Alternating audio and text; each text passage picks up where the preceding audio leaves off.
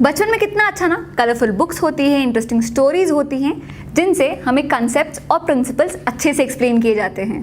पर कॉलेज में जब हमें एक्चुअली इंटरेस्टिंग और इम्पॉर्टेंट कंसेप्ट्स और प्रिंसिपल समझने होते हैं तब ये कुछ नहीं मिलता है ये। हे एवरीबॉडी, मैं हूँ प्रिया और आप देख रहे हैं फिनोलॉजी लीगल। आज की इस वीडियो में हम कॉन्ट्रैक्ट एक्ट के 5 मेजर केसेस के बारे में पढ़ेंगे, पर बहुत ही इंटरेस्टिंग तरीके से। इसके साथ ही वीडियो के एंड में हम कॉन्ट्रैक्ट एक्ट के कुछ और इम्पॉर्टेंट केसेस को क्विकली गो थ्रू करेंगे। चलिए शुरू करते हैं आज का ये वीडियो। इंडियन कॉन्ट्रैक्ट एक्ट बना था 1872 में, मतलब इसे बनाया था ब्रिटिशर्स ने। और इस एक्ट को बनाते वक्त उनके पास इंस्पिरेशन के लिए क्या था? इंग्लैंड में जो एग्जिस्टिंग लॉज थे वो। इसलिए इंडियन कॉन्ट्रैक्ट एक्ट में जो मेजॉरिटी ऑफ लैंडमार्क केसेस है, जो मेजॉरिटी ऑफ लीडिंग केसेस है, वो भी इंग्लिश केसेस हैं। चलिए आज का डिस्कशन शुरू करते हैं, पर पहले मैं आपको 2 एग्जाम्पल देती हूँ और एक क्वेश्चन पूछती हूँ। पहले केस में मैं अपने फ्रेंड को कॉल करती हूँ और ये कहती हूँ कि आज शाम को 7 बजे हम खाना खाने के लिए बाहर जाएंगे, और मैं नहीं जाती हूँ। दूसरे केस में मैं अपने कस्टमर से एक ऑर्डर लेती हूँ और ये कहती हूँ कि आपका सामान मैं 3 दिन में डिलीवर करवा दूंगी, और डिलीवर नहीं करवा पाती हूँ। तो अब आप मुझे बताइए कि इन दोनों केस में से कौन सा केस कॉन्ट्रैक्ट होगा, और किस केस में मुझ पर ये लीगल ऑब्लिगेशन है कि मैं अपनी प्रॉमिस को फुलफिल करूं। यही डिस्कशन हुआ था बाल्फोर वर्सेस बाल्फोर के केस में। अब सेम सरनेम किसके होते हैं? या तो भाई बहन के या हस्बैंड वाइफ के। ये केस है हस्बैंड वाइफ के बीच में। इस केस में क्या होता है कि हस्बैंड और वाइफ रहने वाले होते हैं सीलोन के, मतलब श्रीलंका के, और छुट्टियां मनाने के लिए वो जाते हैं इंग्लैंड। हॉलीडेज खत्म होने के बाद जब इंग्लैंड से सीलोन वापसी की बात आती है तो वाइफ की तबीयत बहुत खराब हो जाती है और उन्हें ये एडवाइस मिलती है कि वो कुछ दिन के लिए इंग्लैंड में ही रुक जाए और वापस सीलोन नहीं जाए। पर क्योंकि हस्बैंड को काम होता है तो उन्हें सीलोन वापस आना पड़ता है और वाइफ इंग्लैंड पे रहती है। इस बात पर हस्बैंड और वाइफ के बीच पे ये अग्रीमेंट होता है, ये अरेंजमेंट होता है कि मिस्टर बाल्फोर जो है वो मिसेस बाल्फोर को एज अलावेंस, एज मेंटेनेंस हर महीने 30 पाउंड भेजा करेंगे। ये जो अरेंजमेंट है कि मिस्टर बाल्फोर मिसेस बाल्फोर को हर महीने 30 पाउंड भेजेंगे, ये कुछ टाइम तक चलता है। पर आगे जाकर क्या होता है कि दोनों के बीच में डिफरेंसेस आ जाते हैं और थोड़े टाइम बाद इन दोनों के बीच में सेपरेशन हो जाता है, जिसकी वजह से मिस्टर बाल्फोर 30 पाउंड के जो अलावेंस है ये भेजना बंद कर देते हैं और मिसेस बाल्फोर ये केस फाइल करती हैं बाल्फोर वर्सेस बाल्फोर का, इस अमाउंट को रिकवर करने के लिए।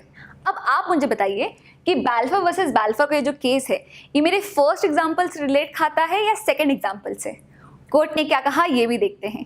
कोर्ट ने इस केस को डिसमिस किया और लॉर्ड एटकिन ने ये कहा कि 2 लोगों के बीच बहुत सारे अरेंजमेंट्स, बहुत सारे अग्रीमेंट्स हो सकते हैं, पर ये ज़रूरी नहीं कि सारे जो अरेंजमेंट्स है ये सारे अग्रीमेंट्स कॉन्ट्रैक्ट बने। और कोई भी इंसान ऑर्डिनरी सर्कमस्टांस में ये नहीं कहेगा कि ये जो अरेंजमेंट है ये कॉन्ट्रैक्ट है। अच्छा, दोस्तों के बीच में या हस्बैंड वाइफ के बीच में जो भी अरेंजमेंट्स होते हैं वो कॉन्ट्रैक्ट नहीं होते हैं, क्योंकि ऐसे अरेंजमेंट्स करते वक्त दोनों का ये इंटेंशन नहीं होता है कि वो लीगल ऑब्लिगेशन क्रिएट करें। एक बात और, इंडियन कॉन्ट्रैक्ट एक्ट कहीं पर भी ये नहीं कहता है कि ऑफर करते वक्त, एक्सेप्टेंस करते वक्त या कॉन्ट्रैक्ट करते वक्त दोनों पार्टीज के बीच में लीगल ऑब्लिगेशन एंटर करने का इंटेंशन होना चाहिए।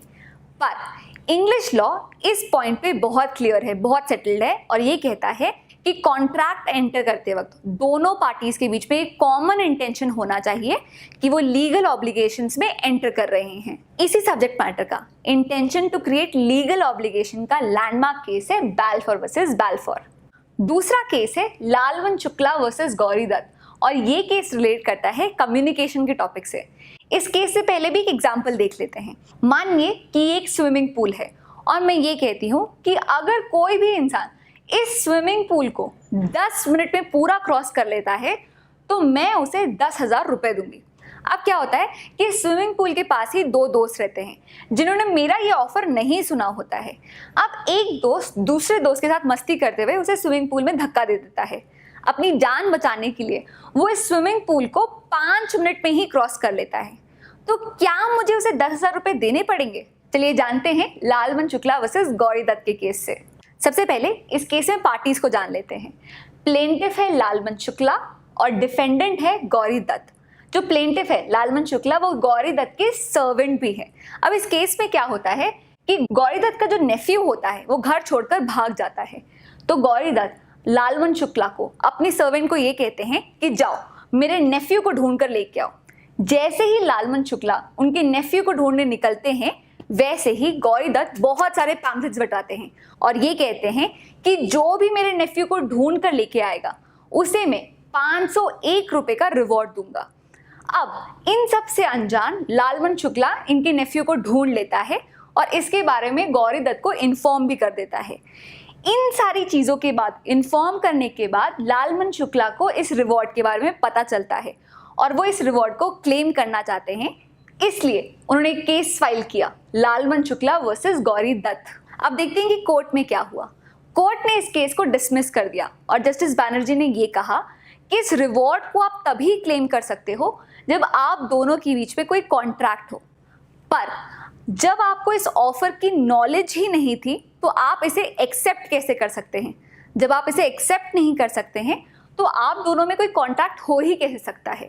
मतलब they can not be any acceptance, they can not be any contract without knowledge of an offer. अच्छा, जनरली पब्लिकली जब भी कोई ऑफर आता है, कोई रिवॉर्ड आता है और नॉर्मली अगर आप उसके टर्म्स एंड कंडीशंस फुलफिल कर लो तो वो एक्सेप्टेंस हो जाता है। पर इस केस में एक डिफरेंस था। ये रिवॉर्ड आपको कब मिलेगा? जब आप नेफ्यू को ढूंढ कर लेके आएंगे। पर नेफ्यू को ढूंढ कर लाना लालवन शुक्ला की एज अ सर्वेंट ड्यूटी भी थी।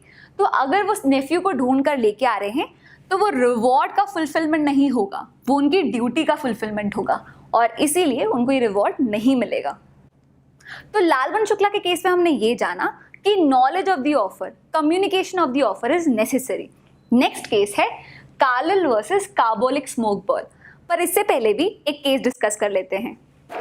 मानिए कि एक शैम्पू की कंपनी ये एडवर्टाइजमेंट करती है कि अगर आप हमारा शैम्पू यूज करते हैं, उसके बाद भी अगर आपको हेयर फॉल होता है तो हम आपको 1000 रुपए देंगे। इस केस में इस ऑफर को एक्सेप्ट करने के लिए क्या आप इस कंपनी एक नोट लिखेंगे और ये कहेंगे कि हाँ, हम आपका प्रपोजल एक्सेप्ट कर रहे हैं? क्या आप ऐसा करेंगे? क्या कोई भी ऐसा करेगा? चलिए जानते हैं इसका answer Carlill versus Carbolic Smoke ball के केस में। इस केस में कार्लिल प्लेंटिफ होता है और कार्बोलिक स्मोक बॉल डिफेंडेंट होते हैं। कार्बोलिक स्मोक बॉल एक कंपनी होती है जो अपने प्रोडक्ट के लिए एक एडवर्टाइजमेंट निकालती है और ये कहती है कि अगर कोई भी हमारा कार्बोलिक स्मोक बॉल, उनका एक प्रोडक्ट होता है, अगर आप इसे डिस्क्रिप्शन के हिसाब से यूज़ करें, इसके बाद भी अगर आप इन्फ्लुएंजा, कोल्ड या ऐसी बीमारियां कांटेक्ट करते हैं तो हम आपको 100 पाउंड देंगे।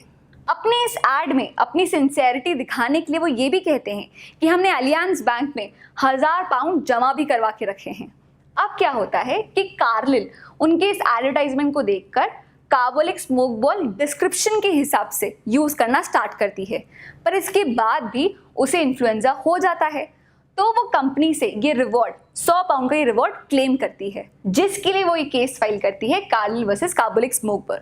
अब आपको लालवन शुक्ला का केस भी पता है और शैम्पू वाला एग्जाम्पल भी पता है, तो बताइए कि इस केस में क्या होगा। चलिए आपको हेल्प करने के लिए इस केस में डिफेंडेंट के कंपनी के जो आर्ग्यूमेंट्स थे कि क्यों उनको ये रिवॉर्ड नहीं देना चाहिए, वो भी मैं आपको बताती हूँ। सबसे पहले उन्होंने कहा कि ये जो हमारा एडवर्टाइजमेंट है ये बहुत ही वेग है, कोई टाइम लिमिट ही नहीं सेट की गई थी कि कब तक आप इसे कंज्यूम कर सकते हैं, कब तक आप डिजीज कॉन्टैक्ट कर सकते हैं, तो एडवर्टाइजमेंट बहुत वेग था। दूसरा उन्होंने कहा कि प्लेंटिफ के साथ हमारा लीगल ऑब्लिगेशन एंटर करने का कोई इरादा ही नहीं था। There was no intention to enter into legal obligation with the plaintiff. ये एड जो है ये पफिंग एडवर्टाइजमेंट है, सिर्फ ऐसे ही ऑडियंस गैदर करने का तरीका था। इस एड के पीछे कोई सीरियसनेस नहीं था, कोई ऑब्लिगेशन एंटर करना ऐसा इरादा नहीं था। तीसरा आर्गुमेंट देते हुए कंपनी ने ये कहा कि हमारा जो ऑफर है ये किसी पर्टिकुलर इंसान के साथ नहीं था, किसी पर्टिकुलर इंसान को हमने ऑफर नहीं दिया था, ना ही प्लेंटिफ ने अपना एक्सेप्टेंस हमें कम्युनिकेट किया था